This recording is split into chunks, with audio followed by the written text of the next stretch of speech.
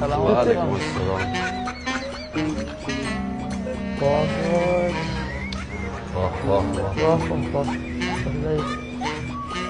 زیاد دو طرف نرین ستاره رو میبینم بین ستاره استاد شو دمی پیش دموبین ستاره ای یارک سبزی نه نگینه نگینه الا یار یار یارم گلهارم میچینه الا یار یار یارم گلهارم میچینه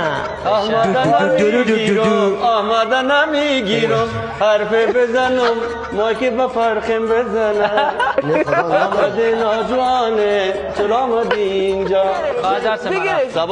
زبار بیا بیشه و برد بیا بگیریم چند نکن همانو برد بیا بیشه و بیاد کجا بیشه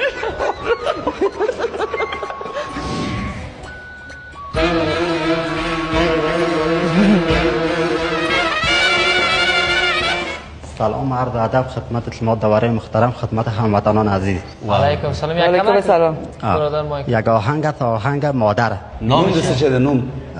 نام ما محمد معروف باطلنده ولایت کابل یک تن از علاقمندان اشتراک کننده فتاری افغان. معروف؟ بله. بخوان آهنگ عادی سر دنیا تا او سر دنیا بریزم زیر پاهای الهی دنیا تا او سر دنیا بریزم زیر پاهایت اداران گل زیبا تو جان منی مادر تو عمر منی مادر بی تو گل زردم.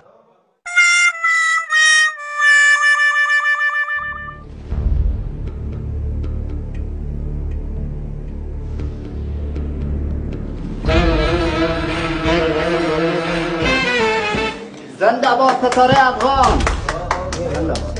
سلام دوستای عزیز سلام و دوره عزیز در قدم نخست سلامای خود به دوره محترم و یک سلام جداگانه به استاد ولی جان فتلی خان. ما دیگه خواهش همه دیگه خلاص خدا خوارت کنه. نامه که چیست؟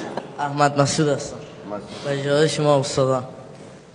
برو که سخت ویرانم برو که سخت بر با مسعود جان امیر که سلام جداگانه دادی حالا می تباید میکنه امیر قبرت نمیکنه فکر باز نه ما چوب نه دیگه پا نیست نه ما چوب مسعود جان که میخوانی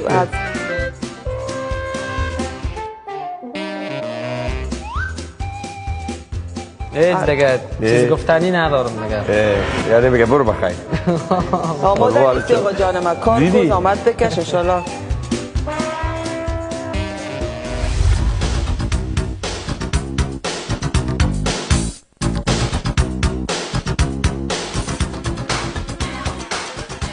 او چی استایله آدم برزه سر ستاره استاد شلو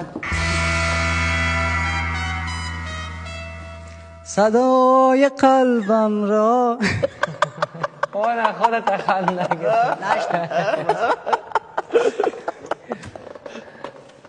خودت که خنده کردی دیگه خودت عربی که چی گم شد. عربی میخونی؟ عربی میخونی؟ کجایی ترکی بخوان یک چیزی بخوام که خوش خودت بیاید خودت خوش داری.